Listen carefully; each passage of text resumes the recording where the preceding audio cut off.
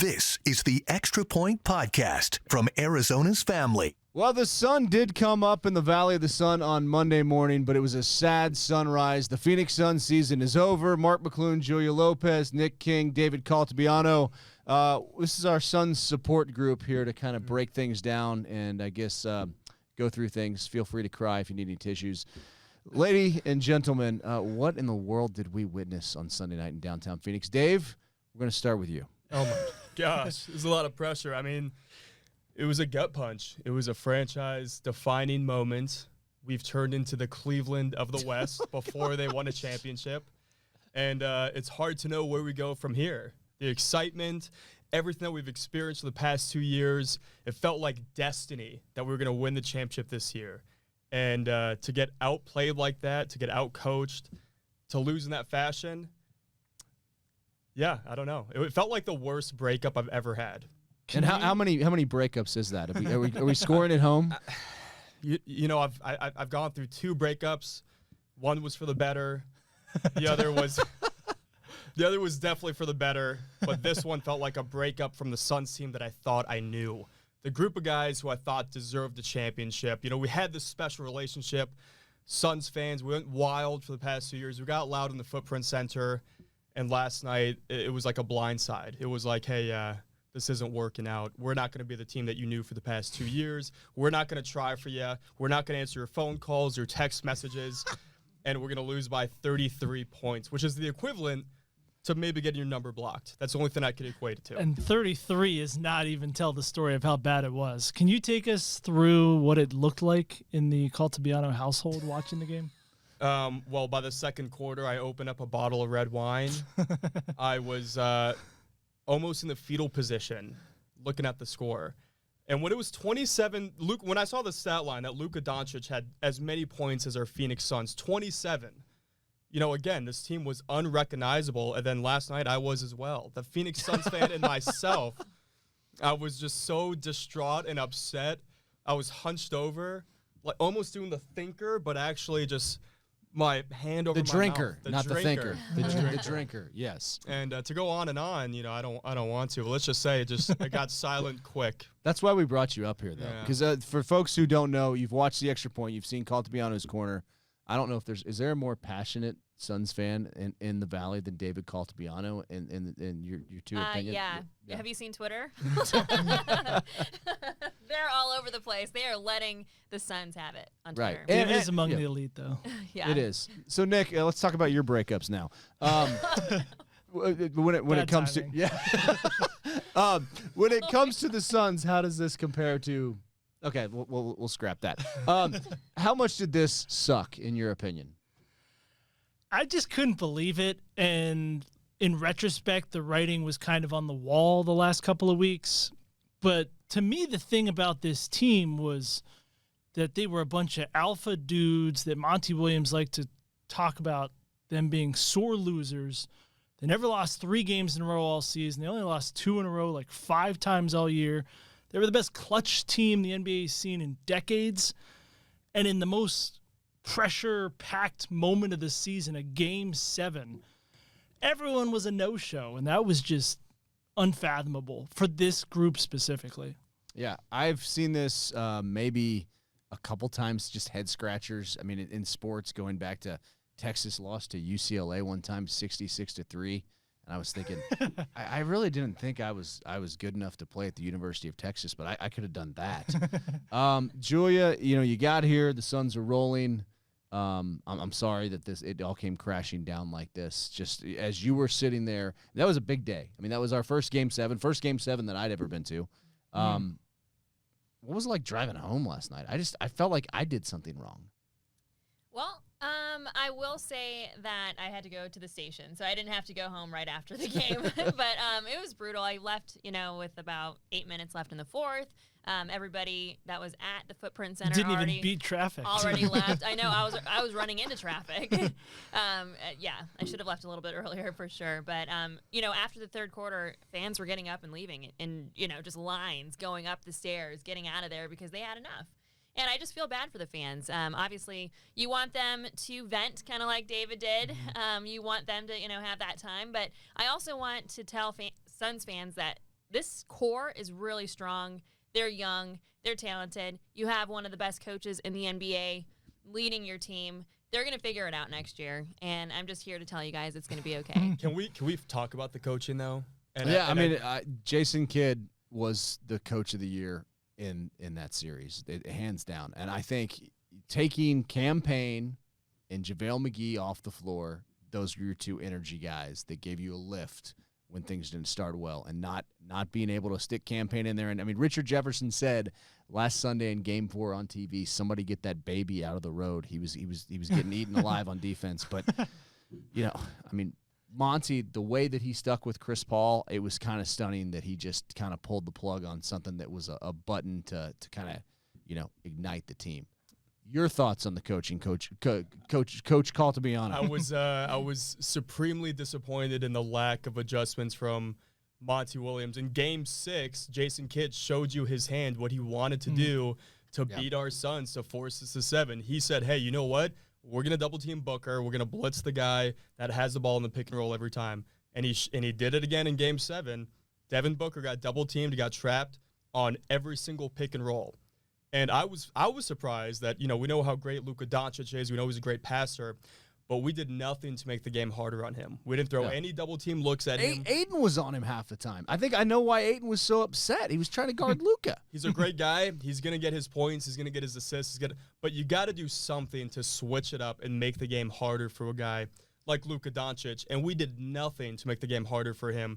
We didn't throw any looks. They had 5 wide out. They did their pick and roll. They got the matchups they wanted.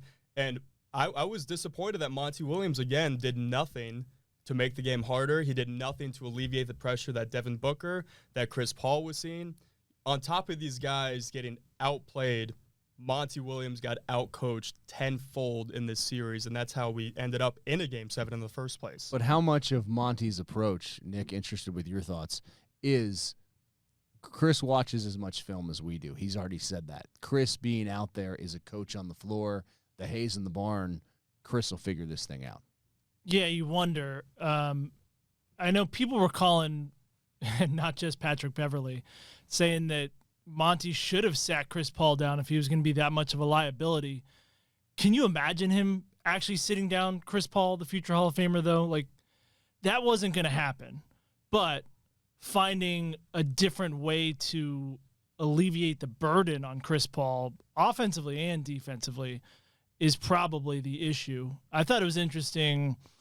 I'm pretty sure definitely Devin Booker, maybe Paul too, after the game, were talking about, the Mavs had a good game plan and they did this. And to David's point, like, it looked a lot like Game 6, and that was kind of dumbfounding to hear them talk about it being a good game plan that they clearly weren't prepared for or ready to adjust to or attack differently in Game 7. Well, and you think about Luka Doncic here. I mean, Julia, and actually, let's just go down the line, but let's start with you. Did we see the emergence of a superstar? They poked the bear. They poked the bear in Game 5, and we saw Devin Booker. I mean, he took the ball away from him. Luka was upset, and we all heard what he said walking off the floor. Is Luka? Would it surprise you if Luka does not end up holding the championship trophy at the end of the year?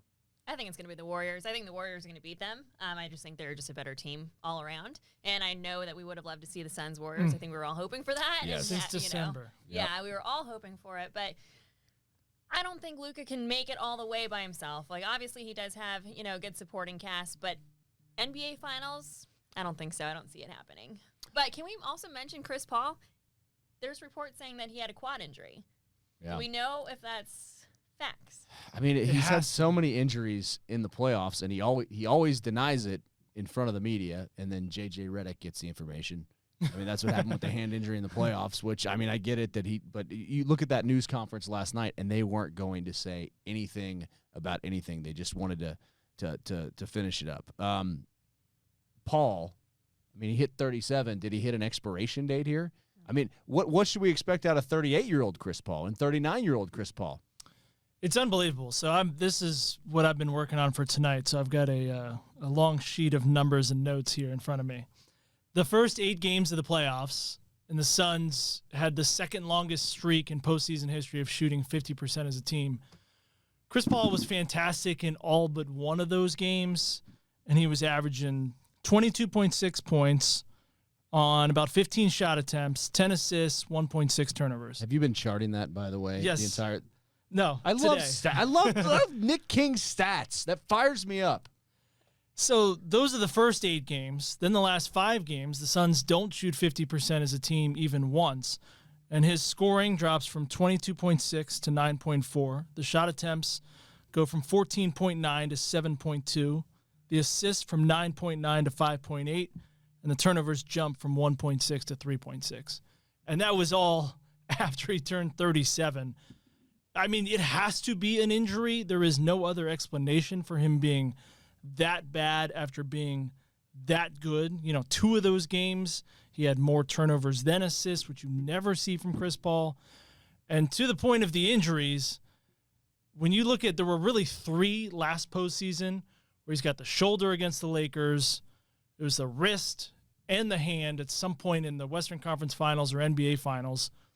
Combine that with injuries in 2018, 16, and 15, and then now the quad. That's 7 injuries in the last 8 postseasons for him. And so, yeah, you look at his age.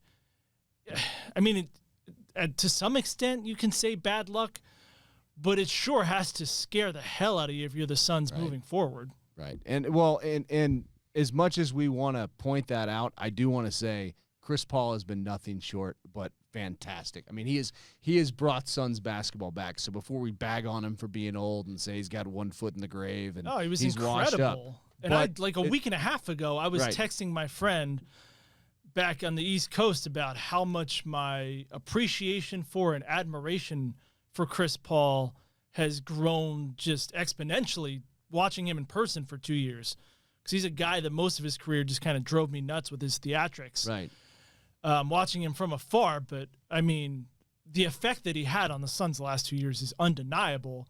It's just like what happened. Right, and that's what we're all trying to sort out. I mean, Dave, have you hit 37 yet?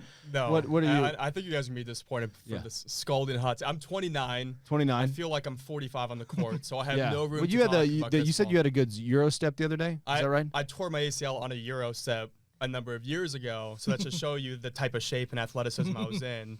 So I don't want to bag on Chris Paul too much. Obviously, the guy's a Hall of Fame player. We know what he's done for this franchise, but we have to be honest with ourselves. The book is out on Chris Paul.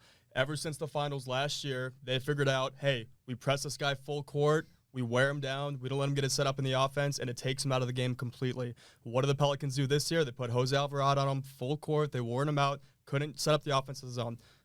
What did the Mavericks do?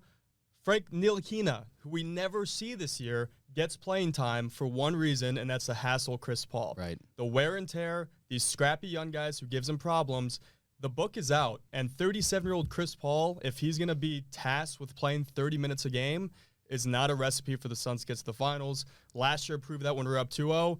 This year proved that in the second round we were up 2-0. Unfortunately, we have to start thinking about the future, and that if with Chris Paul under contract with this much minutes, he's going to have to play 20, 25 minutes a game, and we have to have a younger guard that can step up in those moments that doesn't have that much wear and tear and that we can rely on. But that's going to enter into another part of this conversation, which is the future of this franchise. It would be nice to go get, if we talked about Remy Martin perhaps, or somebody that he could mentor, but I don't know if you can just stick in a young point guard and expect the same kind of production that Chris Paul brings to the Phoenix Suns. Campaign, bad series. Again, what happened? Can we Gosh, I love that guy. Can we be blunt real quick on Chris Paul? Yeah. He choked.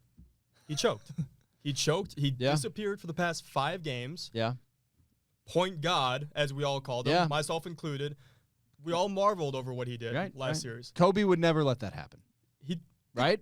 Maybe later in his career, when he tore his Achilles against Dallas, maybe this is what we're seeing as guys get older. With Steve Nash later in his career, he would flash once every couple games, but sustaining it and going head-to-head with 25-year-old, 29-year-olds, it's hard. When you hit 37, you guys will all find out. Yeah. Well, this guy was known for being the passionate bulldog point guard that was going to go neck and neck with you. What did we see last night? We saw a guy that was fine with getting blown out. We saw a guy that was fine with not doing anything for the past 5 games. And then last year in the finals, game 3, He dropped the ball, literally. He got it snatched from Drew Holiday. Right. This is a guy that's legacy has now been stained from what we've seen the past 5 series when he's been up 2-0. He's lost every single one of them. I mean, the legacy question is certainly there. And you I just think think about I think that everybody's wear watching. down effect is there's something to that too. I mean, Monty mentioned it last night and then again today about feeling like he rode Chris and Book too much, and probably Chris especially. But he also missed like a good chunk of the second half of the regular season with that injury, which should have helped. But I think, yeah, you mentioned 20 to 25 minutes. When Chris Paul is healthy, he wants to play and has played 30-plus, bordering on 35 minutes a game. And the game plan all year is to get to the fourth quarter and let the point God take over. I mean, he's not – how many times this year did he not score in the first quarter? Julia, do you have that stat? No, I don't. But Maybe I mean, Nick does on this right. paper. It's somewhere. That's a beautiful mind, Nick. Yeah. As far as just all-time bummers, all-time, where does this rank for you, Julia? Well, I'm not an Arizona fan like David, like lifelong. Is that why the Warriors pick? hardcore. Is that why the Warriors pick? Where's Joe Ferris? Might be coming in. Yeah, he's got the Warriors hat on today. He helps on our show. All right, so I just think it was obviously disappointing. yeah. But I also believe in this team, and like from what I've seen and going to practice and listening to Monty and listening to Devin and listening to these guys, like they have it. Mikal Bridges, like you guys are in good hands. Sorry, I disagree. I can't do it. I don't know that it's a great story. It's been a great 3 years. Thank your lucky stars you didn't have to watch the 10 years that it was after Steve Nash, where you're just like, what? John Lure has 8 early points and the Suns are down 9. John Lure was a fine shooter, by the way. But it's been so great. And expectations. I mean, expectations in life with anything. When you have expectations, it changes everything. I don't know that we're going to be able to put that genie back in the bottle, and we're going to look back at that Suns run to the finals last year and just think of that as a very innocent and kind of golden era. Expectations, man. This team was too good. They were so much better than anyone else in the regular season for them to be talking after the game about, hey, you want to have a shot at it. You want to be one of the 16 teams. We were there. Yeah, we fell short of our goal, but we were one of the last 8 teams. Like, that wasn't enough for this team. That's NCAA tournament stuff. The program's headed in the right direction next year. Yeah, that was bizarre. You mentioned the clutch stats, too, with Chris Paul in the fourth quarters. There was no opportunity for that because the 4 games they lost, they got blown out. There were like 3 clutch minutes the entire series, and they were in game 1. This is from Chuck Cooperstein, the Mavericks play-by-play announcer, who I kind of fanboyed out at because I grew up in Dallas. I was like, Chuck! But so we talked. But so he said there were 3 clutch minutes the entire series, and they were at the end of game 1 when Luka went nuts and Dallas almost came back to win the whole thing. Which was this series wilder than the New Orleans series? And it makes it, to me, it was like this wasn't a fluke. Like the Bucks series in the finals was close. It was one play here or there, and the Suns are NBA champions. There wasn't one play here or there in this series. The 4 losses were bad.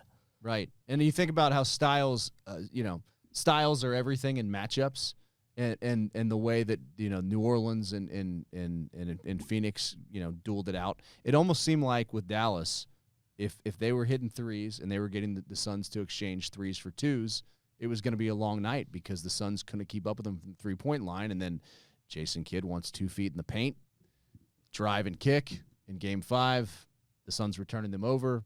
That's how that one got out of hand in a hurry. Are we concerned at all that the Suns have lost their mojo?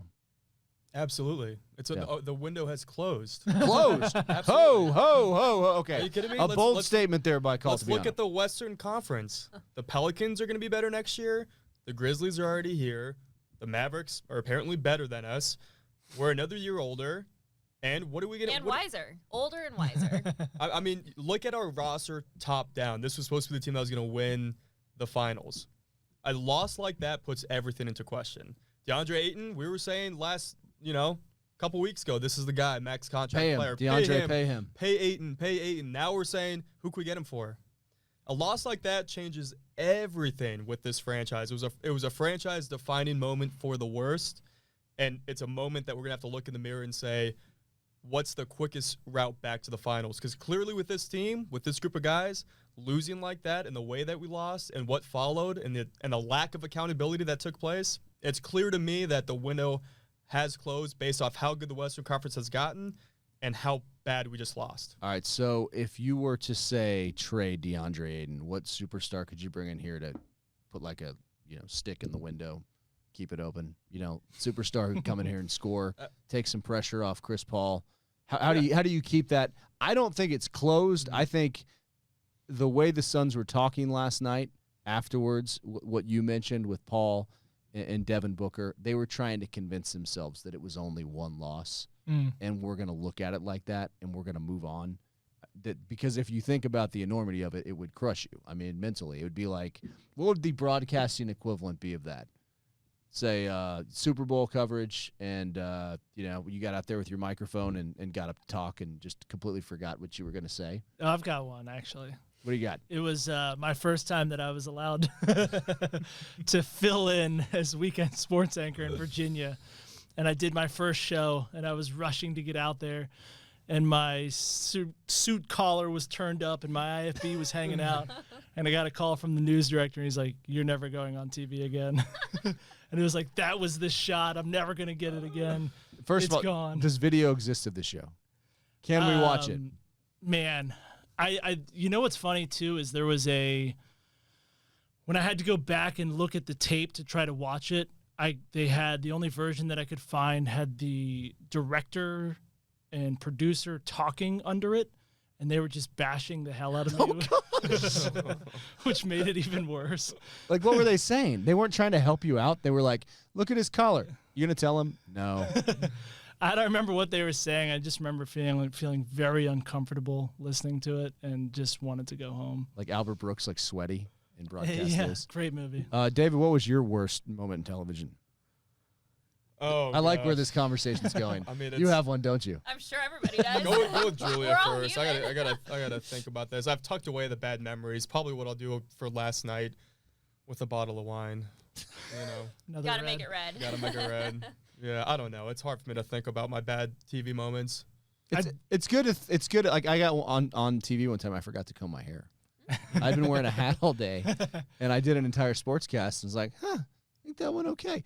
Oh my God! I didn't even look in the mirror. I just threw on makeup, and I went down, and I had hat hair the entire time, like really bad hat hair. Need people looking out for you in those situations. Small market TV. Yeah. I, as you guys maybe think about your TV moments, I do think, to David's point, I don't know that the window is closed. I think this was the best opportunity far and away. Next year is going to be so much harder. The roster presumably will look different, but all those teams in the West, we kind of talked about after the finals, like, the Nuggets are going to get Jamal Murray back. The Clippers are going to get Kawhi Leonard back. Neither of those things happen. They happen next year now, too. And then the Pelicans add Zion. Yeah. And not only that, but just think about the confidence factor. I think about the questions that are going to haunt this franchise for the next 2 to 3 months. Think about the drama that we thought that we survived with DeAndre Ayton all year. That's going to get amplified 10 times more. It's just there's things that hang around almost like a ghost when there's a bad loss like that. Like, people talk about the curse. It's kind of like that. It's like a bad energy in the air that lingers around. And that's why I think that, we're the Cleveland of the West. It's going to be hard to shake that. It's going to be hard to shake a loss like that. And the way that we lost, it was devastating to me. I just don't get how they looked like that. The team that we had so much fun watching all year that was so much better than everyone else in the NBA. Like, you asked about losing their mojo. Like, how else do you describe it? Whatever they had, they lost in a bad way. And ESPN came out with this great article about the pregame huddle and about a team unlike you've ever seen before. And it's like, this is what sports is supposed to represent. A group of guys come together for one common goal. And in a half, it was gone. Yeah. It was gone. They had one heartbeat. I mean, that's what makes sports great when the sum of the parts don't equal the whole, or whatever the saying is, where you can rise up greater than you actually are because you love each other, because you're playing for each other. I think a lot of times when you don't nip something like Aiden's contract in the bud, it's always going to come back. And that became an issue when things weren't going well. And he's yelling at Monty that the ball wasn't going in the basket. All of a sudden, Chris Paul's hurt. And it's a combination of all those things at once. And all of a sudden, no one's having any fun. I think what was in the secret sauce for the Suns for the last 2 years is they were just having fun. It was fun showing up to work. And last night was absolutely no fun. Yeah, but, real champions, they rise to the expectation, something we didn't have. We didn't have expectations the past 2 years. We didn't have expectations last year. Made it to the finals, almost won the whole thing. This year was the expectation. We were favorited in the Vegas books to win the finals. That's the key to life. I have no expectations. But we didn't rise to those expectations. We came as short as you can possibly get in a big-time game. And that's why I think it's the worst collapse in Arizona sports history. No game, moment, anything measures to what we witnessed last night in the way that we witnessed it. It snatched the soul of our sports history. It's a very Arizona sports story. Oh. I've been here since 2006, and we've seen the Super Bowl with the Steelers scoring in the last minute. We've seen the 2015 NFC Championship game. We've seen Zach Greinke's debut in front of 50,000 people who thought, "Oh my goodness, we're going to win the World Series." It was opening day, and he went out and got shelled. You have the 2001 World Series here, but that's it. And, the Mercury won some titles, and so did the Rattlers.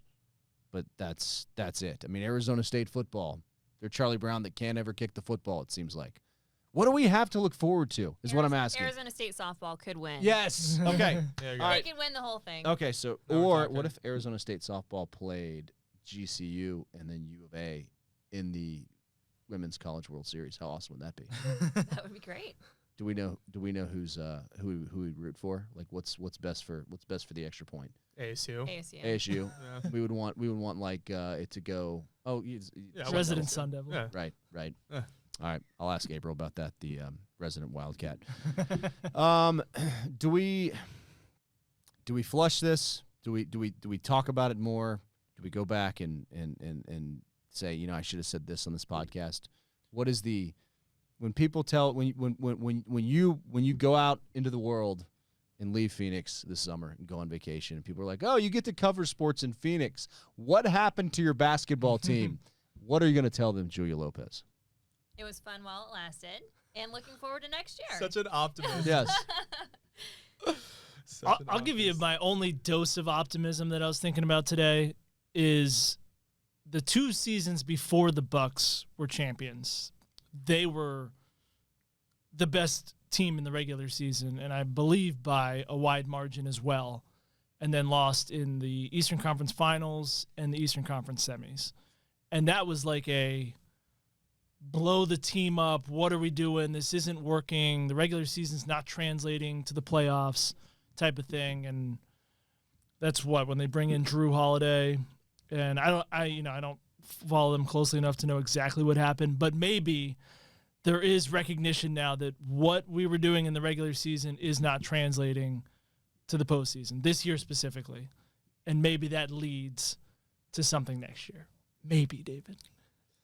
We need a big trade to take our mind off this awful, awful taste in our mouths. We need something to revitalize the fan base, something that says, hey, maybe this guy was the missing link to our championship run, something that could bring us that energy back in Phoenix. But until that happens, I think that we're going to be dwelling on this for a long time. I think if we're bringing back this same exact group of guys, we're going to look at ourselves like the Utah Jazz was and thinking to ourselves, yeah. The Utah Jazz, great regular season team, always got to the second round. And then they realized, too late, might I mention, that the nucleus of guys was not enough to win a title. So do we want to be the Utah Jazz or do we want to try to be something different, something fresh? And that takes risk. And I'm hoping it's a risk we take this offseason by trading DeAndre Ayton for somebody. I saw a tweet today. It said, it's actually my tweet. I was just speculating, and all of a sudden it caught fire. You're trying to bring Kevin Durant. I'm trying because I want a Longhorn here. I mean, it's very far-fetched because he does have, I think, 4 more years on his contract, and he's making $40 million, and you'd have him and you'd have Chris Paul, both making $40 million. Would it be worth exploring? It would probably be, it would take an act of Congress to get Kevin Durant out of Brooklyn, but we have seen the NBA and the way guys change teams. If a guy wants out, he gets out. Yeah, I'm not smart enough to understand the financials there of how that would happen, but yes, there have been roster constructions that I have understood less how it was possible financially that have happened. I thought the trade machine was on the backside of that paper. Julia Lopez, how do you keep open the championship window? How do you keep it open? How do you keep it open? I like- Dave says it's shut. It's shut unless you make a trade, but it would have to be a pretty big-time trade. I liked what you said earlier when it comes to having Chris Paul play just, a specific amount of time and also have a solid point guard to take over, give him breathing room, and be able to compete against those young guys, too. Because I love what Chris Paul brings to this team. Like, obviously, he brings the experience, and you do feel comfortable when he has the ball in his hands when it comes down to, crunch time. But, yeah, you got to have somebody that is able to compete. And I would like to see a young guy. Bring in a young guy. See what he can do. All right. Dave, do you need any more red wine, by the way? I got bottles and bottles. All right. Stocking up on this disappointment for a long time, being a Suns fan, so. Well, on that note. Yeah. Dang it. This is the Extra Point Podcast from Arizona's Family.